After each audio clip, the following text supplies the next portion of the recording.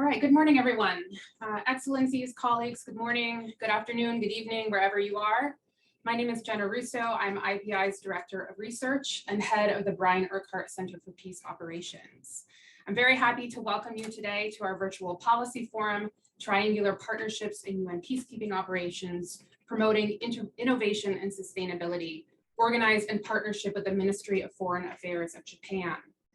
Our session today will focus on the ways in which partnerships among member states and between member states and the UN Secretariat can help provide UN peacekeeping with the right capabilities to help them improve how they implement their mandates.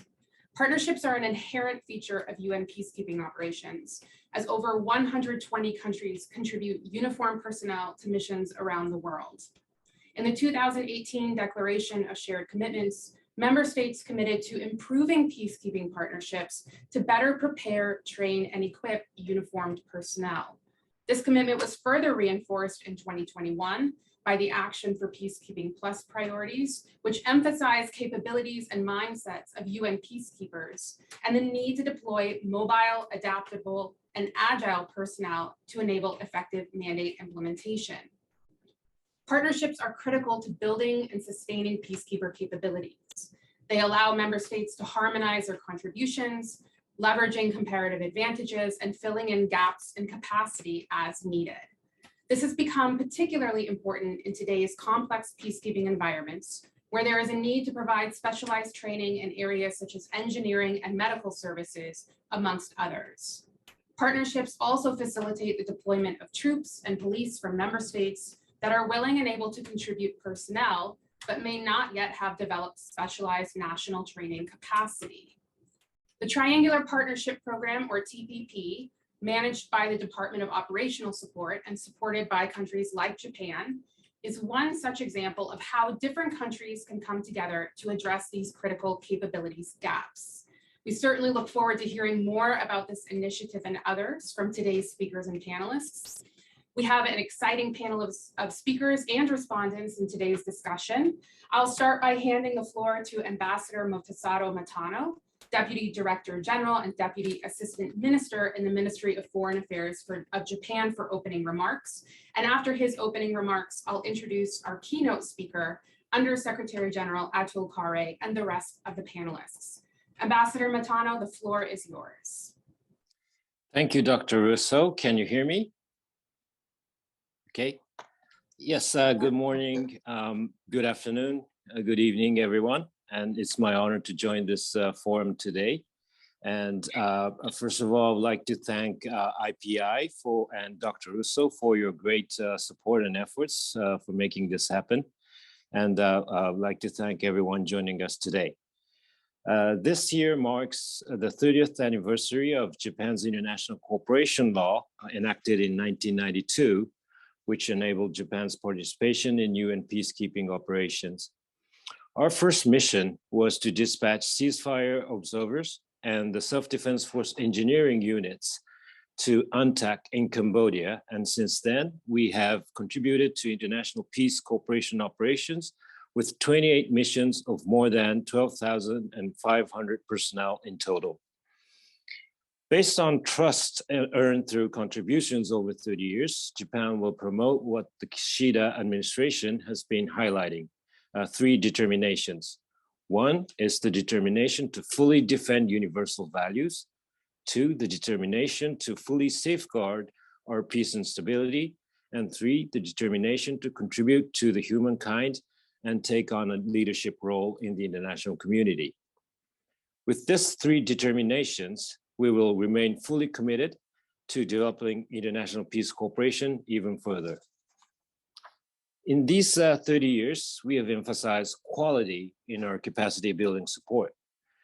We've made most of knowledge and expertise gained through self-defense forces' actual contributions on the ground to the UN peacekeeping operations and tried our best to provide tailor-made cooperation by catering to issues peculiar to the recipient countries. In the first Peacekeeping Operations Summit in 2014, Japan committed itself to support rapid deployment of peacekeeping missions. Since the inception of the Triangular Partnership Program, or TPP, together with the UN Secretariat in the following year, we've made every effort to develop TPP by providing trainings in engineering, medical, and ICT areas. In addition to our financial assistance to TPP, we have dispatched SDF trainers with experiences and expertise in engineering and medical fields of more than 260 in number, and personnel trained at up to 400 in number in the Asian and African countries. We are very much honored and pleased to see growing numbers of countries committing to TPP, as highlighted in 7 member states making pledges in the 2021 UN Peacekeeping Ministerial held last December. What is growing is not just figures. We have seen training programs in new areas, such as physical security infrastructure and environmental management. This COVID rampage did not stop us at all. We managed to hold remote training course on construction process management in the engineering field. In this regard, we highly appreciate extra hard work made by the UN TPP team. As the operating environment surrounding UN peacekeeping operations getting harsher and tougher, further effective capacity building efforts are heavily in need, together with the expansion of participating partners. They are necessary so as to have peacekeeping operation missions sufficiently meet their mandate and to protect their safety. Today, we are honored to have Undersecretary General Kade and other distinguished speakers. With the significant input, we look forward to having fruitful discussions on how best we can bring about innovative and sustainable partnership for improving UN peacekeeping operations performance as exemplified in TPP. Thank you, Dr. Russo. Thank you so much, Ambassador. Thank you for your comments and for hosting this event today and for reminding us of Japan's continued commitment and contributions to peacekeeping through the TPP as well as other areas. I'm very pleased now to turn the floor over to Mr. Atul Khare, the Undersecretary General for Operational Support at the United Nations. Mr. Khare, thank you so much for your time today. We really look forward to hearing from you now. The floor is yours. Thank you, Dr. Jenna, Your Excellency Ambassador Matano, distinguished colleagues, ladies and gentlemen. It is indeed a pleasure to be with you all today. I want to begin by thanking the International Peace Institute and the Ministry of Foreign Affairs of Japan for hosting this policy forum. Thank you, Ambassador Matano. I'm especially grateful for this opportunity to reflect on the central importance of partnerships in our peace and security efforts when we are all witnessing the horrific consequences of tensions and division amongst global powers. As you well know, the challenges to fostering sustainable peace are many. A divided Security Council means weaker Council support for our missions, many of which are operating in deteriorating environments from a political and security perspective. Our peacekeepers are charged with establishing safe environments, protecting civilians, and working with host governments to support political processes to help achieve sustainable peace. This remains a formidable task. To accomplish it successfully, we need troops who can deploy quickly with the necessary enablers and with appropriate skills and training. Our peacekeepers have continued to rise to the challenge, but they need our continued support. Dear colleagues, at the Seoul Peacekeeping Ministerial meeting last December, more than 60 member states announced new pledges to help enhance the performance and impact of peacekeeping in line with the Action for Peacekeeping Plus implementation plan for 2021 to 2023. 19 member states pledged 40 new military and police units. 45 pledged bilateral and triangular training and capacity building support. My department, together with the Department of Peace Operations, is working to ensure that these pledges turn into actual contributions. To illustrate the importance of ministerial and what it can achieve, let me highlight some of the innovative partnerships that materialized from the pledges and discussions in the past ministerials. In Mali, a European multinational aviation commitment to MINUSMA is delivering uninterrupted C-130 transport services through a shared rotation mechanism. Our mission in the Democratic Republic of Congo, MONUSCO, has been benefiting from air transport support through a Canadian Smart Pledge C-130 aircraft based in Entebbe. In Lebanon, countries with little or no prior UN peacekeeping experience are integrated with more experienced troop contributors. For example, a Kazakhstan company is embedded with the Indian battalion, which has long peacekeeping experience. To advance the women, peace, and security agenda, our senior women talent pipeline, supported, and I thank them, by Denmark, Japan, Portugal, Sweden, and the United Kingdom, is helping to increase the number of women peacekeepers in managerial positions, while the LC initiative funded by Canada is making our mission camp environments more inclusive for women. And our knowledge and expertise exchange program with the African Union is strengthening collaboration between the United Nations and the African Union in the operational support of our respective field missions. Innovative collaborations such as these allow our peacekeepers to deliver on their mandates more effectively and efficiently. Collaboration and its results are at the core of what I want to highlight for you today. Partnerships are the backbone of United Nations peacekeeping. They allow us to leverage our partners' advantages and areas of expertise to build capacity for effective and sustainable UN peacekeeping operations. And that is why we have invested in initiatives such as the Triangular Partnership Program, which I will focus on, and on the Light Coordination Mechanism, which my DPO colleague will speak about.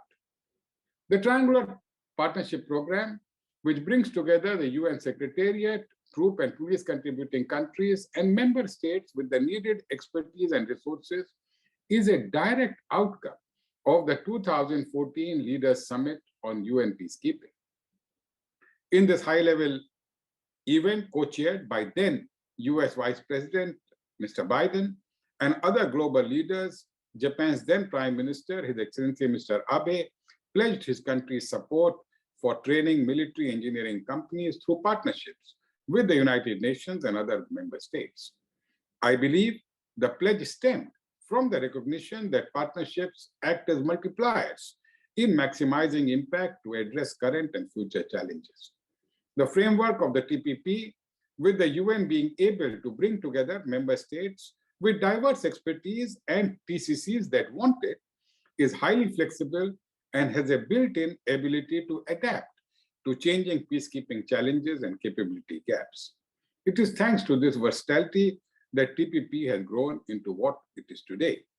With the support and active involvement of an increasing number of member states, the TPP has expanded into a comprehensive program with remote and in-situ training, as mentioned by Ambassador Matano just now, delivering courses in Africa, Southeast Asia, and surrounding regions, and a telemedicine project to benefit 4 of our most high-risk missions.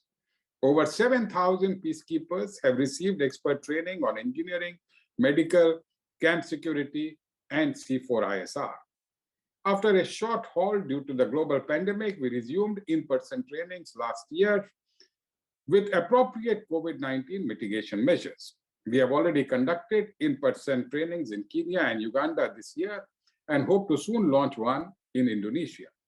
Our shared aim for these trainings is to create self-sustaining national training capacities and to allow member states to consistently deploy units trained to UN standards.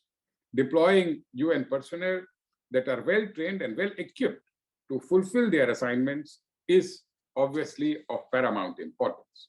Equally important, of course, is that our uniformed personnel understand UN values and standards of conduct and apply these on the ground. But to accomplish these goals, We need your help.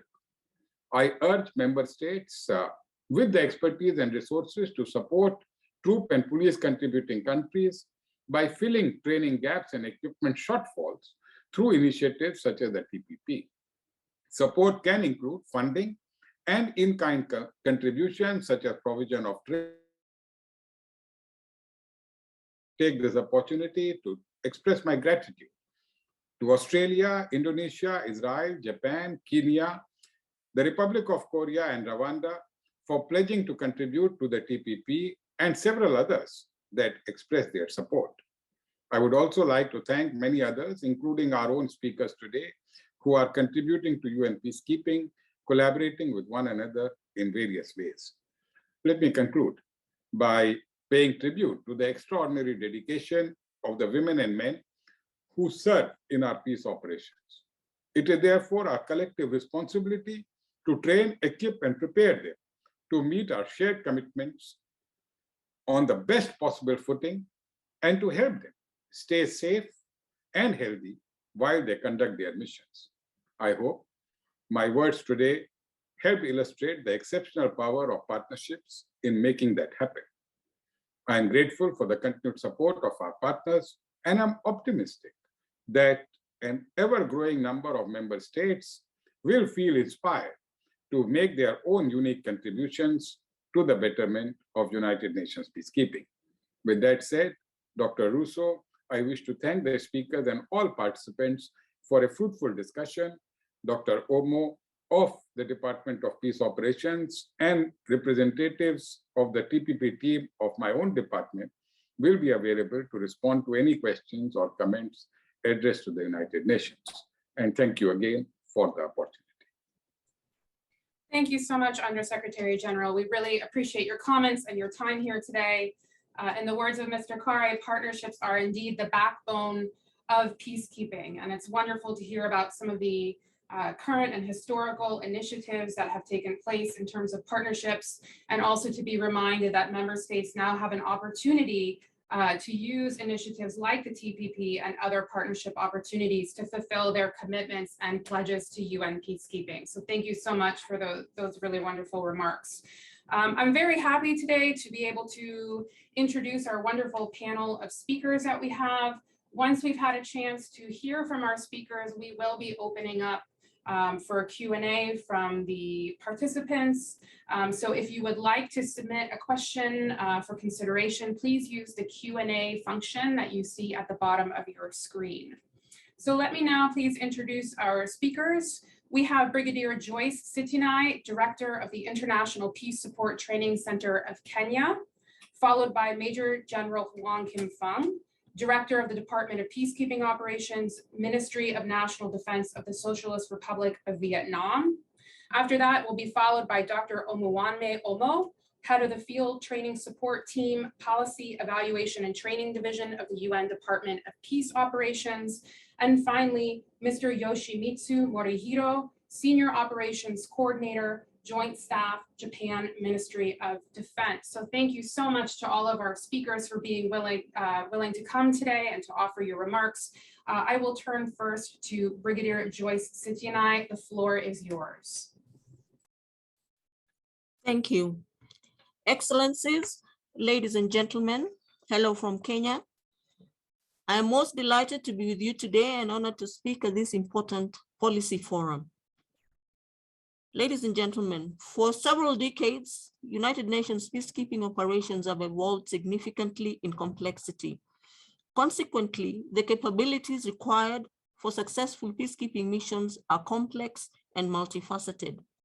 Whether deployed in the context of a political framework supporting a peace agreement, or in the context of creating the conditions for a return to stability, peacekeeping missions require military units to mobilize quickly and deploy, often in odious conditions.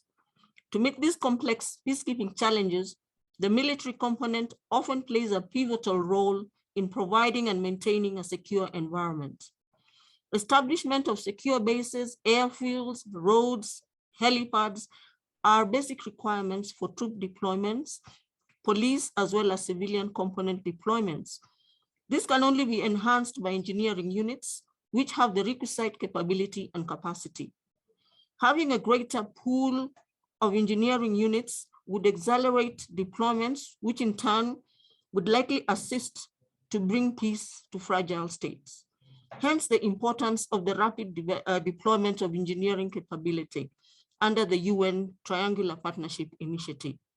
As you may all recall, the TPP was one of the outcomes of the September 2014 summit on the UN peacekeeping, where the Japanese Premier Minister Shinzo Abe committed to support the rapid deployment of engineering capabilities to peacekeeping missions in Africa.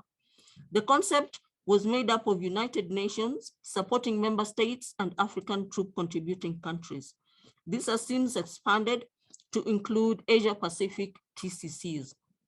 The project is currently supported by the government of Japan, Switzerland, Brazil, and most recently Israel. The government of Japan provided the initial funding for infrastructural development and procurement of heavy engineering plant equipment for both training and operations, delivery of training and associated administrative costs, including resourcing a project team, in addition to providing Japanese trainers to deliver the training.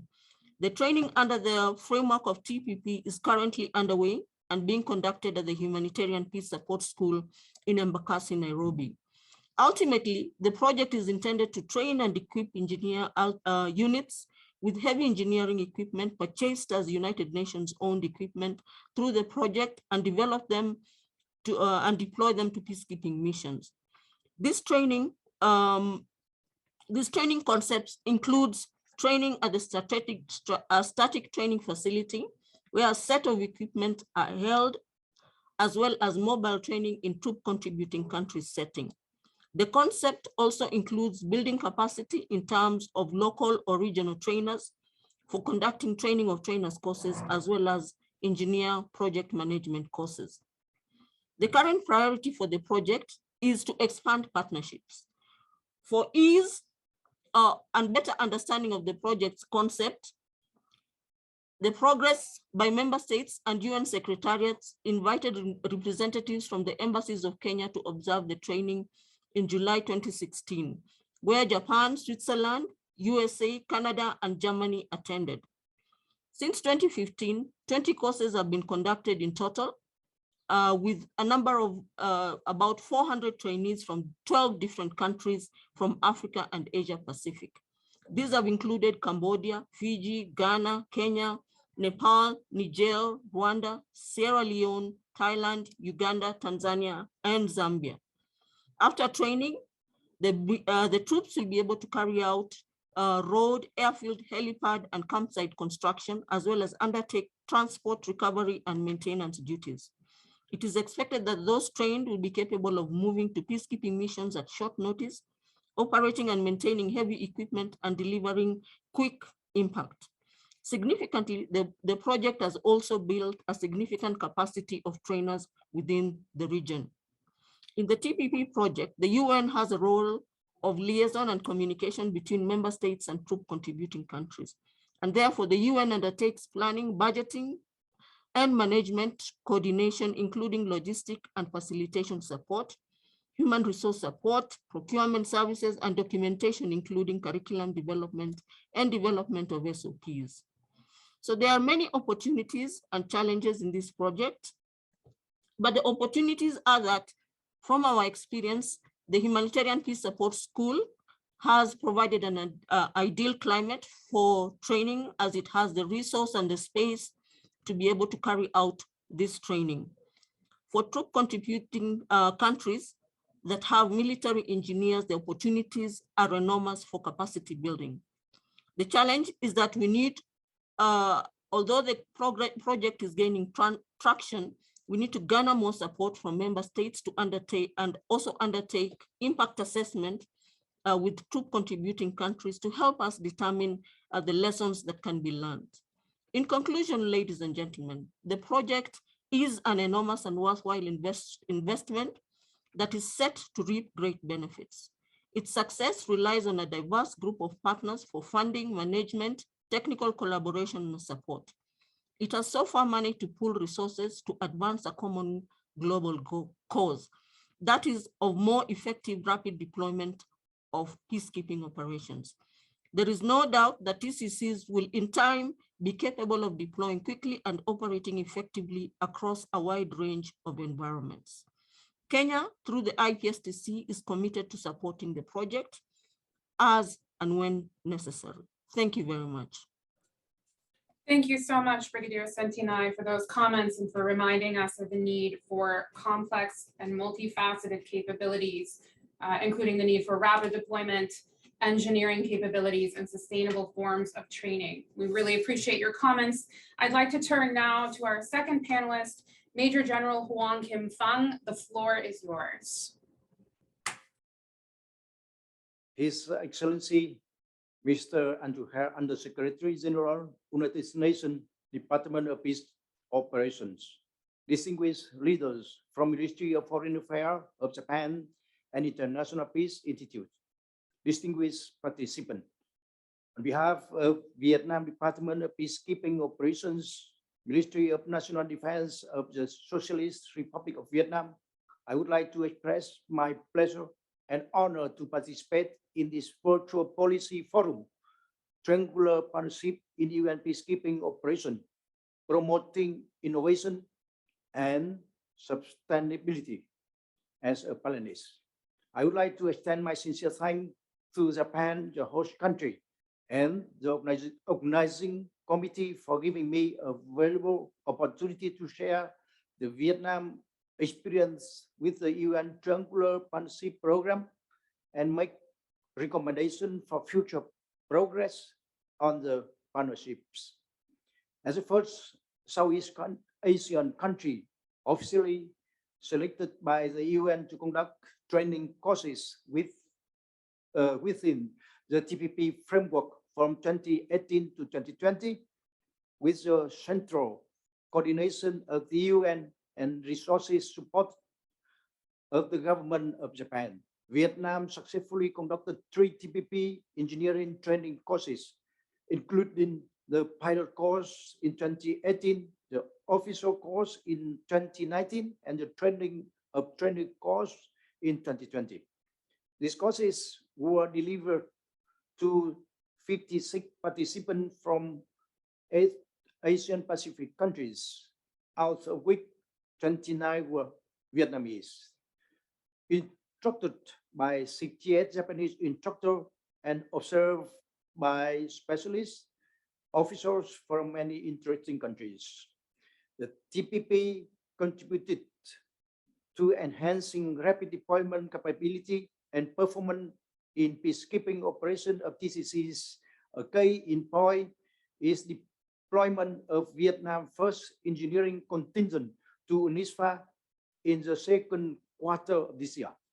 The TPP outcome proved capability and credibility of Vietnam Department of Peacekeeping Operations as a well-qualified model regional training center to ensure the successful conduct of substantial and demanding training program for the region, aiming at enhancing regional TCC capability in UN peacekeeping operations.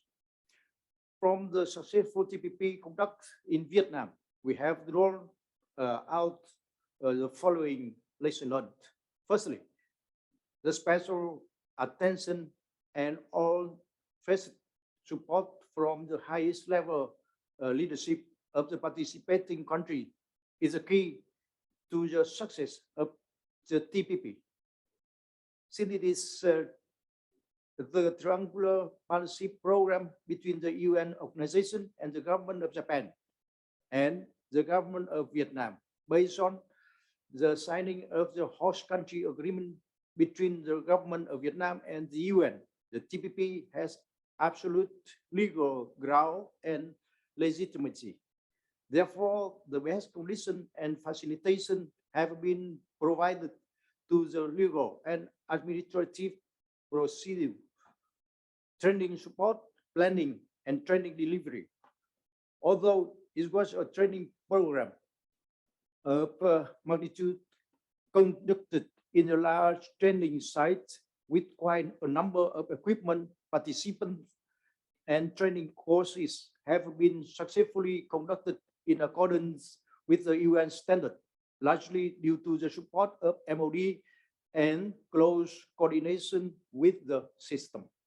Secondly, the triangular partnership is an effective model of cooperation and collaboration in UN peacekeeping operations because it has promote partnership, bring into full play shared resources, as well as the role, experience, expertise, and advantages from respective participating partner towards the common goal of improving capability of TCC in peacekeeping operations.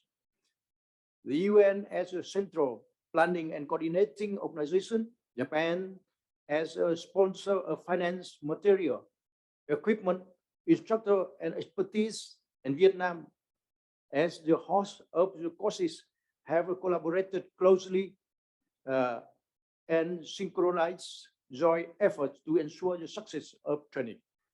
Thirdly, the TPP success is also attributed to proactive, close, and concerted coordination and collaboration among partners and appropriate and productive course curriculum and content.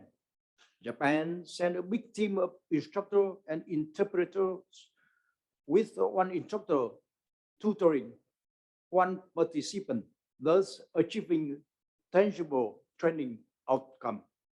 Fourth, special attention and strong boost should be given to external relation dissemination covering the significant and prominent events of TPP in mass media in each country to attract public attention and create positive public opinion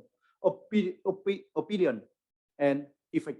Fifth, the legal procedure concerning the signing of the host country agreement should be proceeded in early stage as it is rather complicated and time-consuming. The selection of courses participants should be conducted truly with due consideration of their language proficiency. From the lesson learned about, let me make some recommendation. First, the triangular partnership model should be maintained and developed through the diversifying types and methods of contribution and resources from interesting partners based on their respective advantages and willingness.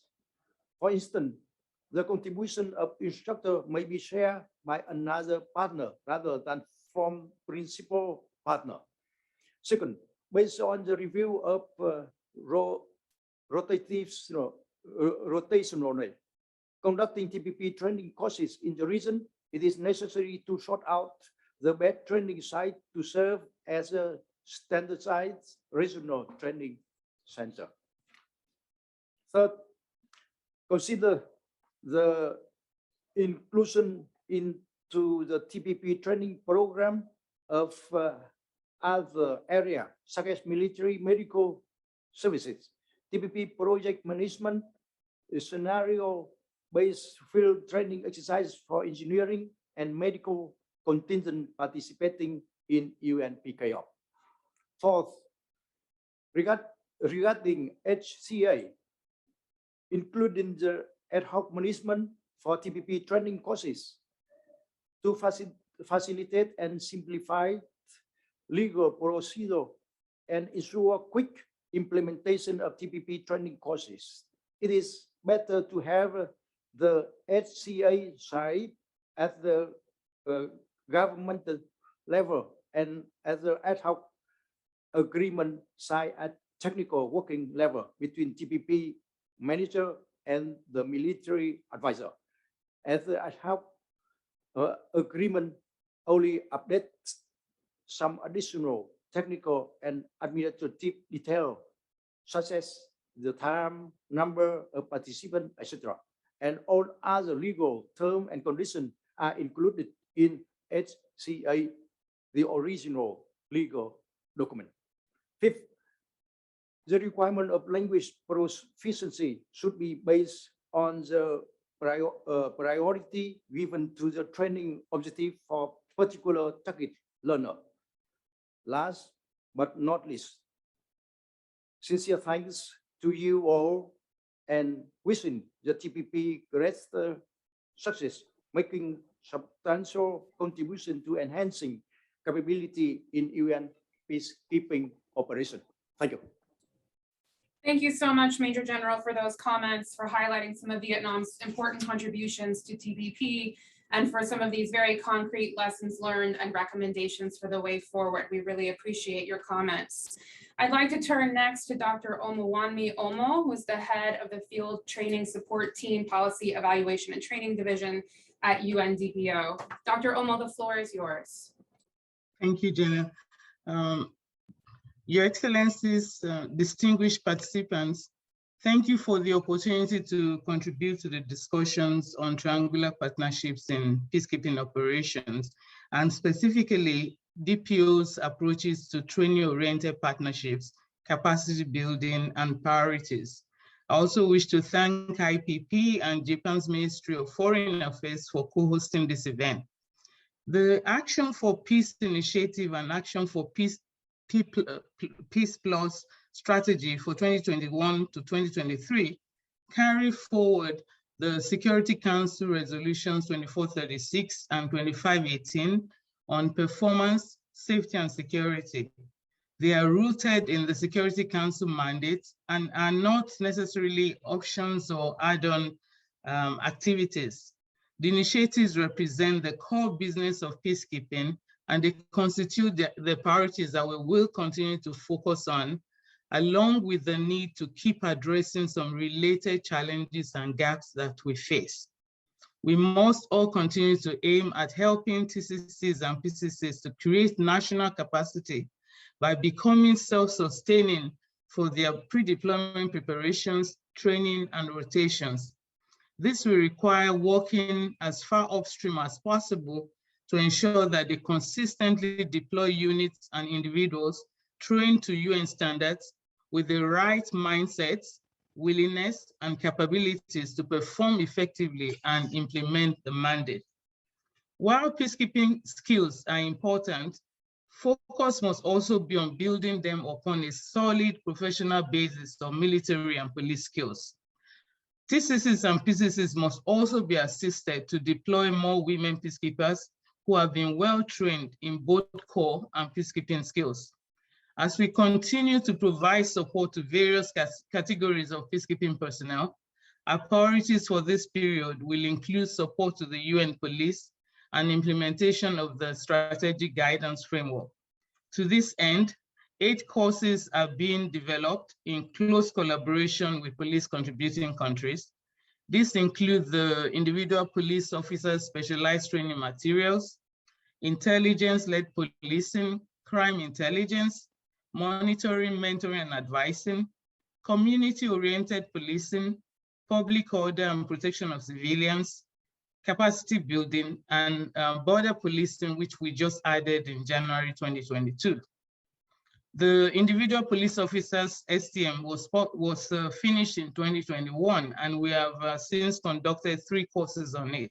We will continue to roll out the course with delivery in both English and French. And in both this year and next year, considerable focus will also be on the development and dissemination of UN police training materials. To build self-sustaining national capacity to investigate serious misconduct, we have also developed the National Investigation Officers Training of Trainers course with the generous support of member states. The blended course, which will be delivered for the first time in India in April 2022, will assist member states in preparing national investigation officers up to UN standards. The course is an element in the organization's work to stamp out sexual exploitation, abuse, and other forms of misconduct. Using its resources and in partnership with the member state, the Department of Peace Operations has also created and is sustaining mission exercise capacity. An annual military exercise design and delivery training program is conducted in support of DPO's TOT courses on the same subject and the conduct of in-mission exercises. We regularly require that all missions conduct at least one mission-wide one mission-wide exercise each year to enable them practice skills, build mission cohesion, and also rehearse contingency plans. Partnership arrangements play a critical role in capacity building. So in addition to the ongoing collaboration that you have among the Integrated Training Service, the Office of Military Affairs, and the Police Division, as well as the work that we do with the Department of Operational Support, we will continue to focus on partnerships with member states directed at strengthening peacekeeping through the support of our light coordination mechanism. Our focus remains as building capacity for peacekeeping performance, safety and security through identifying training and other requirements such as equipment, financing, and logistics, and matching providers with troop and police contributing countries that are in need of support. You remember that in Seoul, the light coordination mechanism launched a mobile application, which was developed in cooperation with the Department of Operational Support and 16 member states to allow TCCs and PCCs to collect and implement the lessons and innovations identified during the preparation and deployment of their contingents.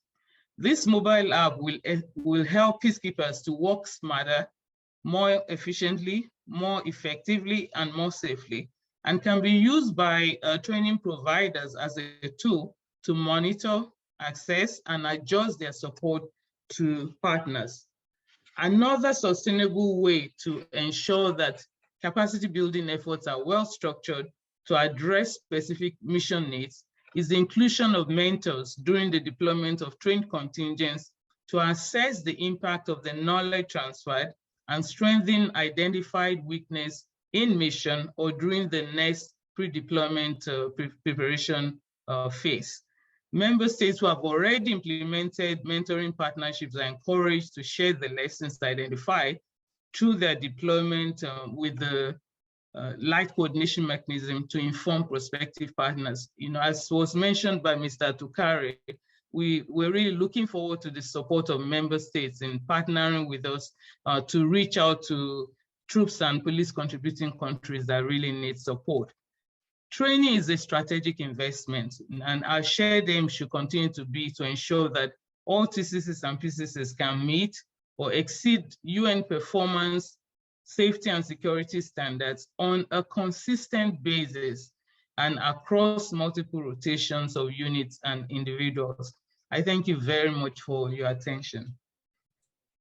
Thank you so much, Dr. Omo, for those comments. And I was really struck by your statement that these types of initiatives are not add-ons, but they are rooted in the mandates that the UN Security Council has given to ensure that personnel have the right skill sets and capabilities to implement their mandates. So thank you so much for those comments. Before I turn to our final panelist, I want to remind you that the Q&A is open. You can use the Q&A function at the bottom of your screen if you would like to submit a question. And next, I would like to turn to Mr. Yoshimitsu Morihiro. The floor is yours. Thank you. Thank you, Dr. Russo, for your kind introduction. I'd like to thank both Ambassador Matano and USG Kare for your very insightful remarks. It is my great pleasure to join today's panel for discussing very important subject with the distinguished participants. In 2015, the United Nations, with the aim of enhancing its peacekeeping operations, launched a very unique and innovative initiative, the UN Triangle Partnership Program. Half a decade of my experience in the peacekeeping agenda at Japan Ministry of Defense, as well as permanent mission of Japan to the UN, had associated myself with this pioneering venture from its inception. This experience also had pushed me to join the founding team at the UN Secretariat and still keep my enthusiasm for the initiative alive. For organizing today's event, I'd like to express my sincere gratitude to the IPI and the Ministry of Foreign Affairs of Japan. So I intended to cover the three topics for my part. First one is Japan's approach on triangular partnerships in UN peacekeeping. And the second one is achievement and challenges regarding TPP contributions. And last one could be suggestion of priorities for future partnership focuses. Now, let me start my first topic. As Ambassador Matano mentioned, Japan's peacekeeping efforts marked its 30th anniversary this year with its history of the Ground Self-Defense Forces, GSDF, dedication to the various UN PK missions. For example, in the case of Timor-Leste, the GSDF military engineering works during UNTAD and UNMISAT contributed to the delivery of field operations, as well as to the country's development. At the end of 2012, Timor-Leste graduated from UN peacekeeping with its future prosperity in hand. Such Timorese success renewed domestic and global confidence on the GSDF's contributions and make use of its strengths has become evident in Japan's approach to international peace operations. Coincidentally, the IPI seminar on the roles of military engineering in 2013 acknowledged the enhanced engineering capabilities as prospective to address the challenges the UN peacekeeping missions face. Amid growing concerns over available options to guarantee the UN's prompt responses, its insufficient capacity to rapidly deploy its peacekeepers to the field has come to draw increased attention. Against this backdrop, the UN and Japan jointly invented a new model where the UN troop contributors and supporting member states are interconnected for enhancing the UN peacekeeping capabilities. The first module of this model, aiming to close military engineering capability gap, was named as Project for African Rapid Deployment of Engineering Capabilities, shortly ARDEC. The two rounds of the Leaders Summit had generated momentum to strengthen the UN peacekeeping operations while assisting the new initiative to gain timely support. At the 2014 summit, Japan pledged $40 million for the startup of the RDEC, and Japan's further commitment to apply the model to other areas besides engineering was announced at the 2015 summit. In the year of 2018, with additional $35 million funding from Japan, the initiative expanded its geographic scope to Asia as well as added a new module for the medical capabilities to its portfolio. Such proven track record demonstrates how strongly Japan committed to the TPP and suggests that Japan will continue to stand behind it. I will move on to the second topic about achievement and the challenges regarding Japan's TPP contributions with a focus on its cooperation with other pertinent member states. Since 2015, the GSDF instructors have been engaged in the engineering training delivered under the TPP. In this respect, I extend my organization's appreciation to the Kenyan Defense Forces and the People's Army of Vietnam for their continued support for the TPP training delivery. The most attractive benefit offered by the GSDF training is high-quality experiences performed by its salary-tailored approach to equip all trainee participants with enhanced skills and abilities. Every evening after their sessions are over, the instructors discuss each trainee's progress and possible customization of their training methods and curriculums tailored to suit individual training needs. The GSDF's training quality is also attributed to the nearly 1-to-1 trainer-trainee ratio practiced by these instructors, fostering their greater attention to respective trainees and better interactions with them. A weakness here is that the number of beneficiaries per each training is limited, and that in order to speedily establish a pool of skilled peacekeepers, an alternative should be explored.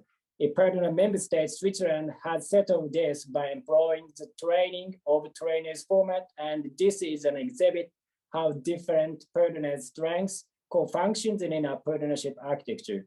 If I pick a current challenge our initiative encounters, it would concern information sharing among partners. Despite the criticality of the training information for the training quality, the sensitivity on such information tends to block its dissemination. This could be an impediment for further success of our partnership, so our elaboration on this issue is called for. Let me touch upon another advantage of our partnership arrangement. The GSDF instructors have intensive interactions with trainees from the various African and Asian countries throughout the training periods. Such interactions have served as opportunities for the participants to build mutual understanding on their respective operational concepts and possibly to be motivated to have more compatible ones. This means our triangular partnership is also advantageous to operational partnerships, including co-deployments, which is another innovative approach for stepping up our peacekeeping operations. For my last topic, I'm going to discuss one priority area for our future partnership focuses, which is maximizing synergies. Synergies among existing capacity building programs in the bilateral, multilateral, and triangular partnership settings will bring significant benefits in both effectiveness and efficiency. Conflicting in methodologies and redundancy of resources are the typical problems observed in the fragmented and incoherent programs. Conversely, the concerted and coherent programs can not only iron out such problems, but facilitate the programs to do more with less. The GSDF is in the position to get quick wins in this regard, with its history of assisting capacity build-up of many Asian militaries. Touching upon the Timorese case game, Japan has assisted its military to build up its engineering capabilities through the GSDF's participation in the Australian-led exercise Hari Hamtuk as an example. Japan's long-standing affiliation to the US Global Peace Operations Initiative and upholding the US African Peacekeeping Rapid Response Partnership at the 2014 summit deserve to be noted here. The job of introducing concertedness and coherency among existing programs must be challenging, but I still believe it is worth doing, and I expect that today's discussion can provide an avenue to this end. So that's all what I intended to speak today. So I thank all participants for kind listening. And now let me turn the floor to Dr. Russo for his views. Thanks. Thank you so much, Mr. Morihiro, for those comments and highlighting Japan's longstanding commitment to TPP and discussing some opportunities for further strengthening. I'd like to turn now to a time of Q&A and some interventions. We do have a few questions from the audience. If you would like to submit a question, again, please remember you can use the Q&A function at the bottom of your screen. Maybe some of the sort of broad line topics we can think about during this Q&A session is, what are maybe some of the valuable messages for countries who may be new to the initiative and could benefit from platforms like TPP. In addition to highlighting the work that's already been done today, we are also hoping to galvanize additional support for the role of partnerships. What type of support is needed to facilitate sustainable contributions, and how can we evaluate some of the impact of this work moving forward? Let me specifically speak to a couple of the questions that were provided from our viewers today. One on local community. So one viewer is asking, does the proposed or implemented UN triangular partnerships also include the local community on an equal partnership arrangement? I'd like to turn it, actually, maybe we can bring in for this one, Taka Ito from DOS. If you'd like to speak maybe a little bit on community engagement and TPP, that would be great. Over to you.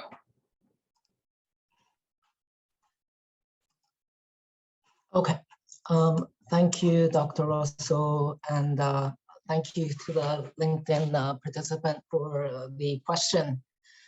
And I'll be brief. The UN Triangular Partnership Program aims to enhance the capability of peacekeepers through training and capacity building, partnership amongst troop and police contributing countries, supporting member states with the resources and the expertise, and the United Nations Secretariat. And in relation to the question on local communities, so local communities hosting UN peacekeeping missions are expected to benefit from the good work of troops trained by the Triangular Partnership Program. Thank you. Thank you so much for that. Let me turn to the topic of evaluation. And perhaps we can turn to Dr. Omi for this question.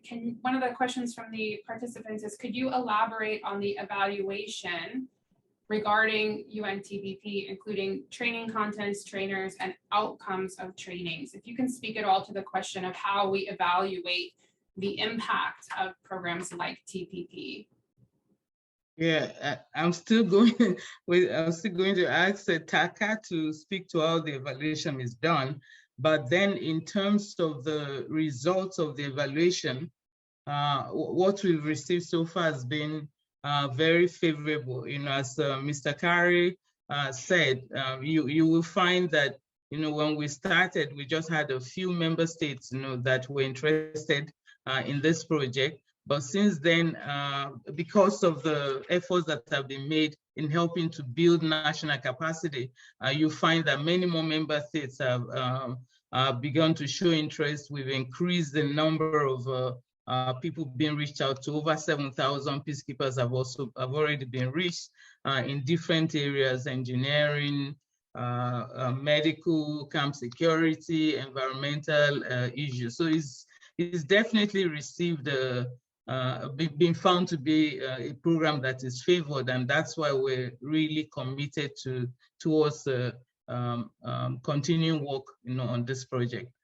Taka, could you please speak to, you know, the evaluation methods you're presently using? Thank you.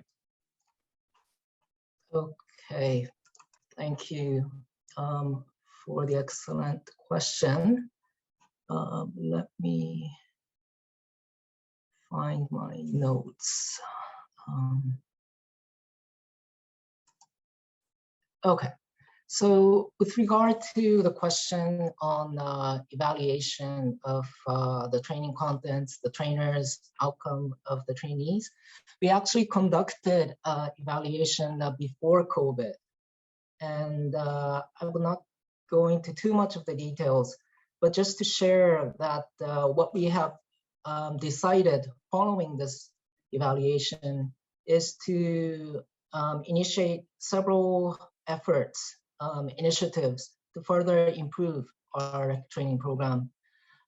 One is to take a data-driven approach to track the actual deployment of our trainees so that we can see that the deployment of our graduates is actually resulting in performance improvements of engineering units and medical units in our missions. We also agreed that we need to corroborate more within our department and with our sister department, Department of Peace Operations, and also our peacekeeping missions to identify new and unresolved gaps in enabling capabilities. We also agree that we should increase the use of regional and local UN administration and logistical support of our courses through service level agreements to make our courses much more cost effective. And we also agreed in terms of our training curriculum to further increase our geographical scope, to include more Francophone courses delivery and increase the participation of women through various initiatives. Just to name one example, we're looking into whether we can include gender-sensitive camp design into our engineering training courses. And I'll stop here. Thank you. Thank you so much, Taka, and thanks for your responses to those questions. I'd like to turn now, we have a few of our participants and partners here today that have offered to provide some interventions during our Q&A session today. So let me turn first to Lieutenant Colonel Vincent Chofa, who's the military advisor from the Permanent Mission of Switzerland to the United Nations. Lieutenant Colonel, the floor is yours. Thank you, Jenna. Thank you to IPI and to Japan for organizing this policy forum. And I also would like to thank the panelists for their interventions. The TPP is an excellent vehicle to support TCCs in providing qualified and equipped personnel to peacekeeping operations. As one of the first supporting member states, Switzerland has made consistent contributions to the TPP by providing skilled trainers to TPP's engineering training courses since 2016. We're keen on cooperating with TCCs, with the UN, and with other donors to provide quality training that meets identified needs. Sustainability is certainly one of the key issues upon which Switzerland's support is built. We are convinced that sustainability can only be achieved with the full engagement and ownership of TCCs. First and foremost, training needs to be built on a training needs analysis with the concerned TCC. Our partners know best what they need, and cooperating in clarifying these needs is key. Second, and as has been mentioned earlier, the training of trainer approach is essential. Building capacity requires the training of qualified trainers. Switzerland is grateful to the dedication of graduates of Swiss-led TPP training, of trainer courses, who have contributed to TPP and other training courses as assistant trainers. We certainly encourage all of us to further improve the training efficiency and sustainability by utilizing the skills of graduates of TPP courses as resources for trainers. But besides trainers, we also need to anchor the know-how in appropriate training institutions. The cooperation with national or regional training centers, such as the IPSTC, as we heard today, is essential. As we speak, a training of trainer course is being conducted at the HPSS in Nairobi, and we congratulate the IPSTC for its effort in this regard. Having this strong institutional support eventually allows us to provide our support in a more and more limited and focused manner, handing it over to regional and local partners. I want to underline here that our objective as supporting state must be to render ourselves obsolete. As a final point, all efficient cooperation requires strong planning. That is why Switzerland offered to host the planning and stakeholder workshop on the engineering TPP later this year. We hope to see many of you on this occasion. Now, let me raise one question that I have, that I touched upon in my short intervention here, and that is with regard to the training needs assessment and with the institutionalization of knowledge. I would like to ask our distinguished panelists if they could elaborate a little bit how this training needs an assessment to make sure that we have the right training proposed to the TCCs, how that can be conducted in a more appropriate or more in-depth way in the future. And the same thing with regard to training. We are all engaged in training trainers, but how can we make sure that the training that we provide, the knowledge that is then provided to those trainers, how this can be institutionalized in national and potentially also regional institution. So if you can explore a little bit these two questions, that would be very much appreciated. Thank you very much, Jenna. Thank you so much for that. I'm going to take one more intervention before we turn back to some of our panelists to provide answers. I'd like to turn now to Colonel Herman Zaysohar, who is the Director of International Cooperation of the Peacekeeping Center of the Indonesian Armed Forces. Colonel, the floor is yours. Thank you, Dr. Jenna. Your Excellency, Under Secretary General for Operational Support, Mr. Atul Kare, Ministry of Foreign Affairs, Japan, Ambassador Mr. Motosada Matano, all speakers, distinguished participants, ladies and gentlemen, good morning. First of all, it is my great pleasure and honor to be speaking at this policy forum of International Peace Institute and Ministry of Foreign Affairs, Japan. I acknowledge that the International Peace Institute has historically provided practical forum and solution on sustainability. Today, by focusing on ways that triangular partnership can speed up progress in achieving the inclusion and participation target in the Sustainable Development Goal. Your ideas and recommendations will strengthen our ways to improve mandate delivery in response to specialized technical or operational needs. As we all know, the United Nations has sent engineering companies to countries in conflict in order to rebuild the infrastructure. We also know that one of the main problems in conflicting countries is the limited access to adequate spare parts. As a result, contingents with limited access to this equipment may affect their performance So how do we overcome this?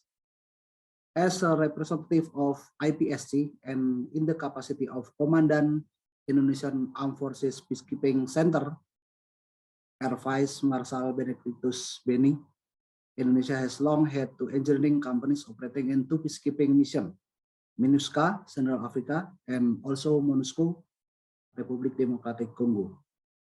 Therefore, Indonesia will also be a host country on UNTPP engineering in 2022 and 2023.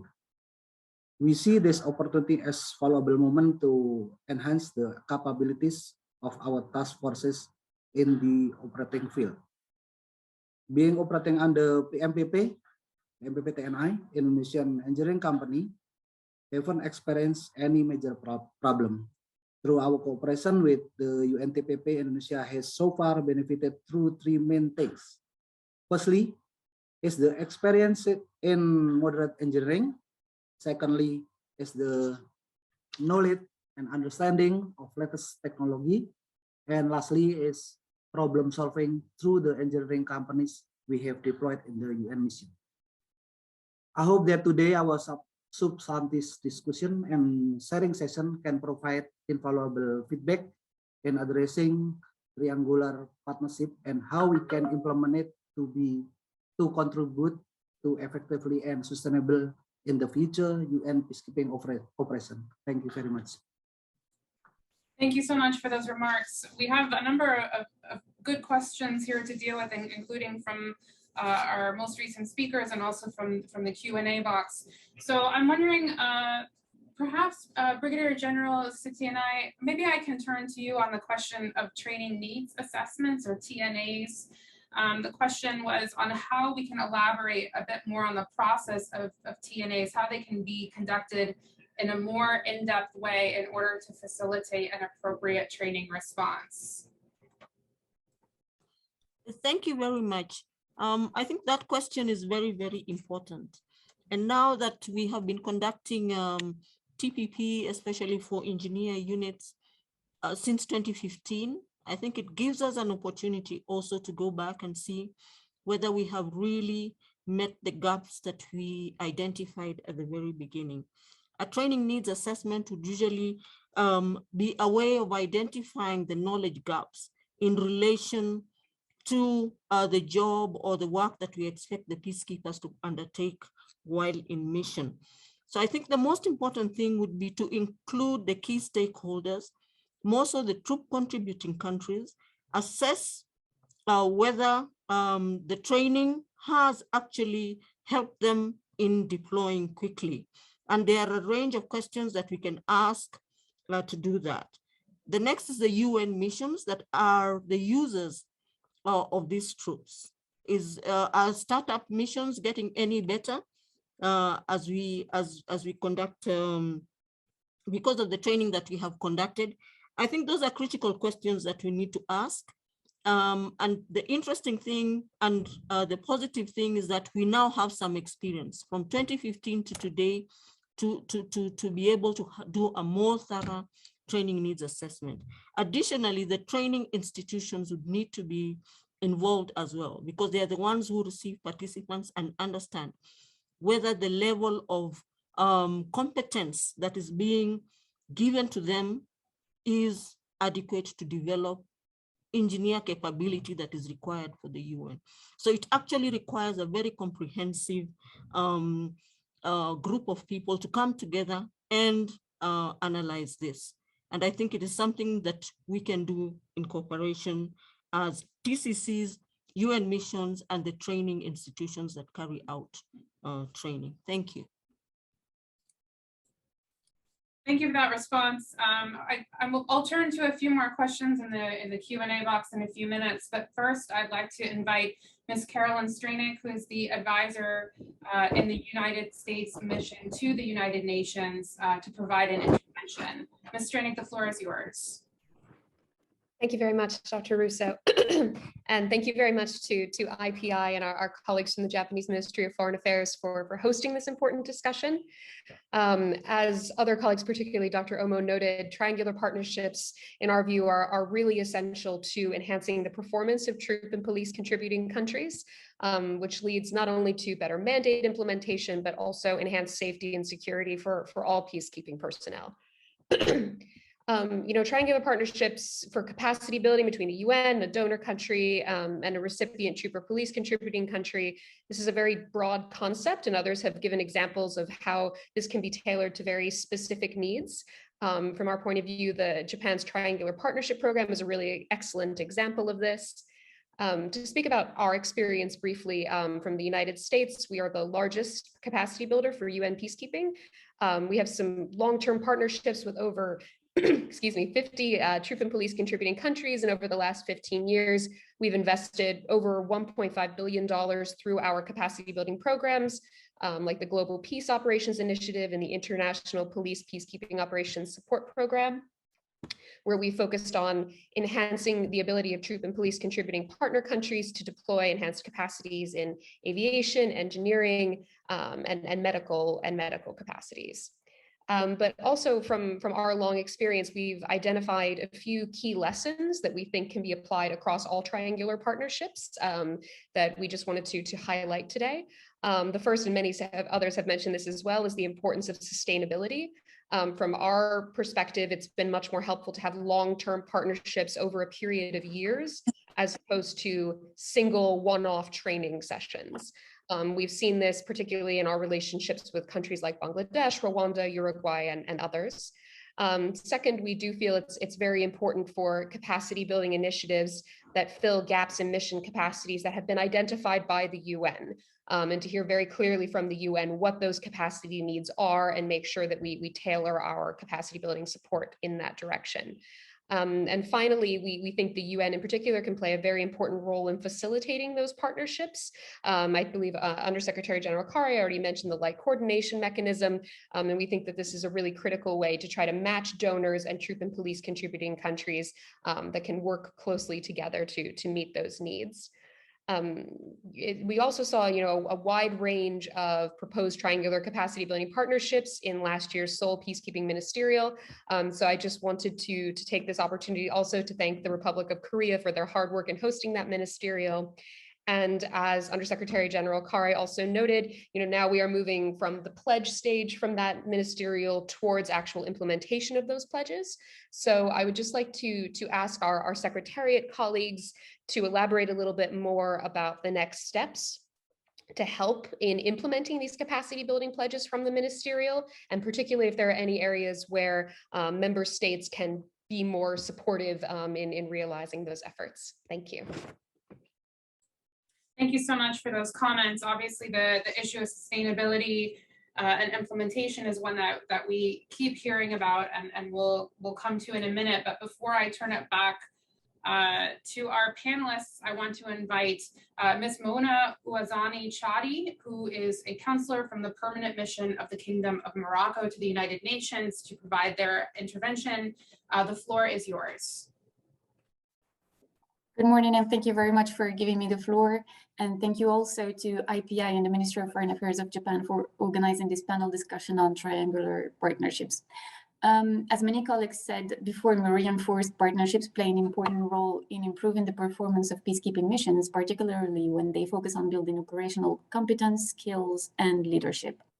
Morocco welcomes the added value of the TPP, which pools resources to help improve the preparedness of mission personnel with specialized training courses in different areas, such as engineering and field medicine, thus further contributing to facilitating implementation of mission mandates in complex environments.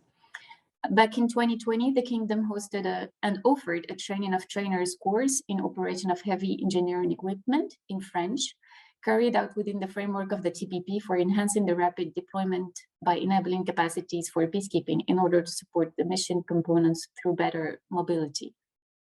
The training was organized in cooperation with the Department of Operational Support and the Government of Japan at the Centre d'Instruction du Génie in Kenitra, with the objective to provide adequate training in operation of heavy engineering equipment to 30 future trainers representing 5 sister French-speaking African countries. Despite the challenges pertaining to the COVID-19 pandemic back then that caused the world to go on lockdown at the time, the activity was still a success thanks to the close cooperation and coordination between the Secretariat and the different stakeholders from the capital. It was also a fruitful experience for Morocco as the kingdom made a unique contribution to the TPP by serving both as a host and provider of trainers. This experience reaffirmed our belief that partnerships are successful when better geared toward the needs of the missions and peacekeepers. In this regard, we reiterate that additional efforts are necessary to advance multilingualism in the TPP and other training courses, particularly in Arabic and French, and would like to ask what measures are envisaged by the Secretariat to reinforce efforts in this regard. The Kingdom of Morocco stands ready to contribute to these efforts, both as a provider, as a provider of trainers and as a host of trainings for countries in the region. And I thank you very much again for the opportunity. Thank you so much for all of these really wonderful questions. We have a lot of questions on the floor, including how we can build more sustainable models, including both long-term partnerships, as well as the TOT, or training of trainers model, which helps to institutionalize more sustainable training. Questions about providing trainings in appropriate languages for various regions. And on top of all of this, I'm going to throw one more piece on the floor because I feel it's very important for us to address this.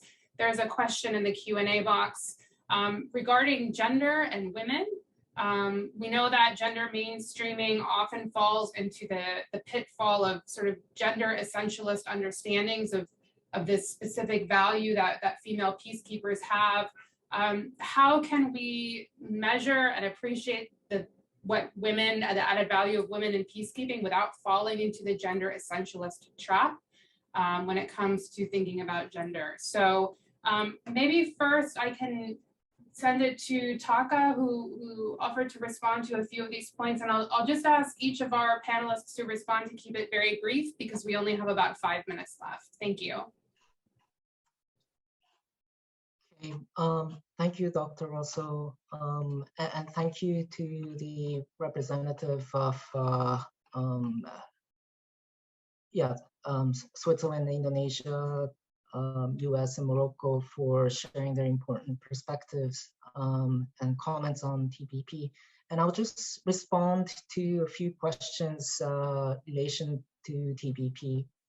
And firstly, as USG CARE, my colleague Dr. Romo and our Swiss representative highlighted, creating self-sustaining national training capacity is of great importance.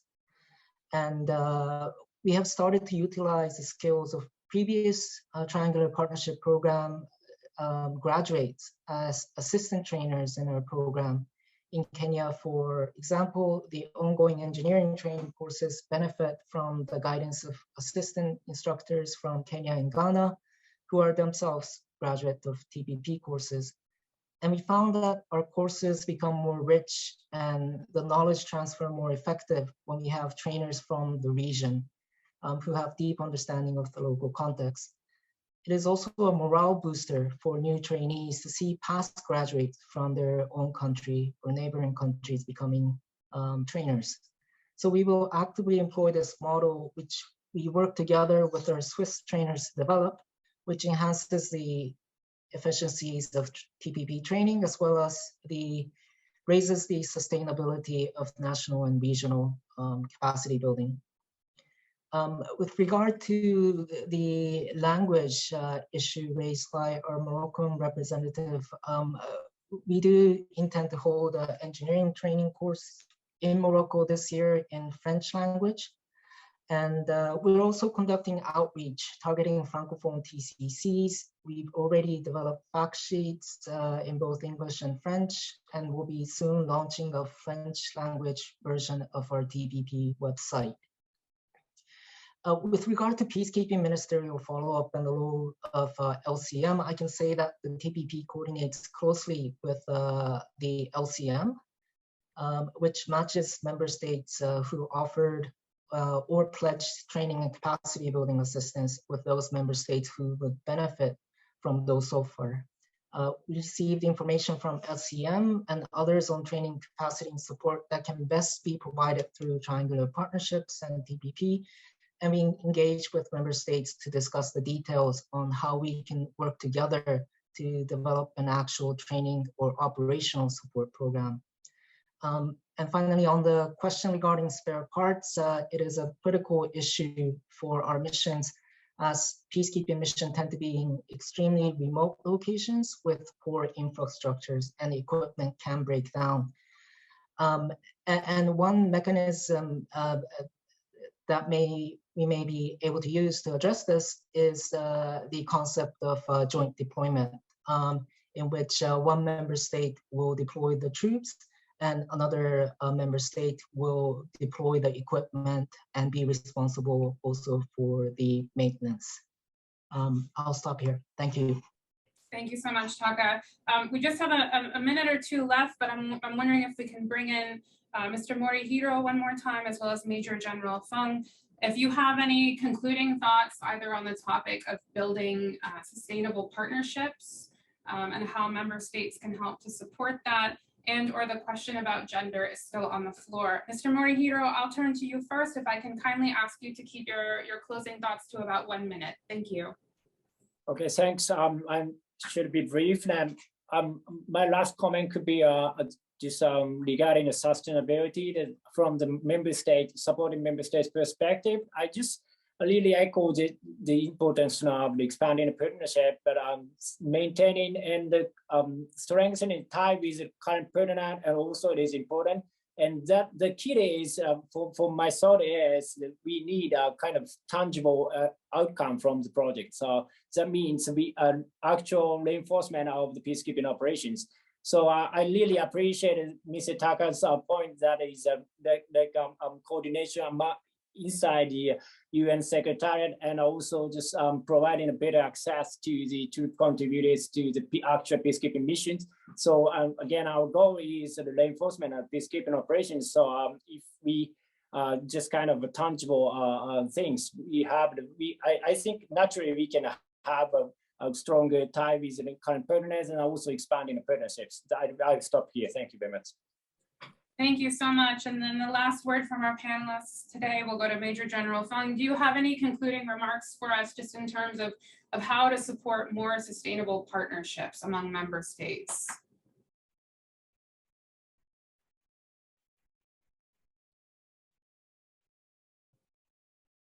Major General Fung, the floor is yours if you have any concluding thoughts for us.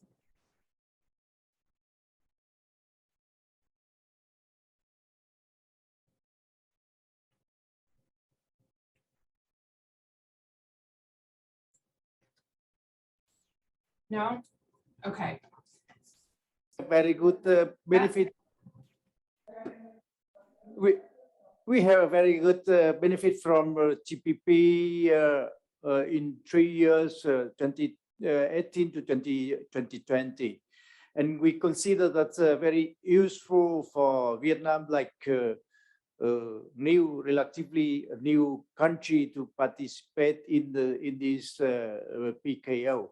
So we need the support from the UN and our partnership like Japan and other countries. So we would like to have a more TPP to prepare our troop, like engineering contingent, our medical unit, like a level 2 hospital, and other forces in the future. So I would like to take this opportunity to thank the UN for the TPP, Japan and other countries for supporting to new country like Vietnam to prepare our forces. And we promise to increase the number of female in the participating of this activity too. Thank you very much. Thank you so much for that and for all the really wonderful interventions and questions that we heard today during our time. I'd like to now invite Ambassador Motosado Matano to provide closing remarks for us this morning. The floor is yours. Thank you, Dr. Russo. And I thought an hour and a half is too short to cover many topics, but yet I thought it was a very intensive 19 minutes. I learned a lot and covered a lot of topics, and I learned that it was very useful to learn anew how instrumental TPP has been in coping with UN peacekeeping operations, critical capabilities gaps, and in contributing to challenges listed in the Action for Peacekeeping agenda and A4P plus priorities. Especially all the lessons learned provided by TPP participating members through actual training will definitely serve as a building block for the future or for the development of TPP. And what distinguishes TPP from others is that it provides UN-class pragmatic training with actual necessary equipment used in peacekeeping operations, such as heavy engineering equipment and machineries for UN troop and police contributing countries. Meanwhile, for supporting member states, they can provide effective training targeting actual needs of UN peacekeeping operations under useful coordination made by the UN. TPP is an initiative open to any interested country and thus has a huge potential for further development. Having more countries on board is crucial for our expansion. We sincerely hope that with today's discussions, more and more countries become interested in TPP for further development of our partnership. Thank you very much. And thank you, Dr. Russo, especially for your wonderful arrangement and organization. Thank you. Thank you, everyone. Thank you so much, Ambassador. We appreciate your comments. Thank you so much to Japan and to the Ministry of Foreign Affairs for sponsoring the event that we had today. Perhaps we can close just with echoing the words of Undersecretary General Kari that partnerships are indeed the backbone of UN peacekeeping and the call to begin moving from commitments toward implementation. So I think today's discussion was certainly a wonderful first step in starting to ask some of these questions and to really put the call out to member states to enhance their participation in these important types of partnerships. Thank you so much to our speakers. Thanks to everyone for being here today and wishing you all a wonderful day. Bye-bye.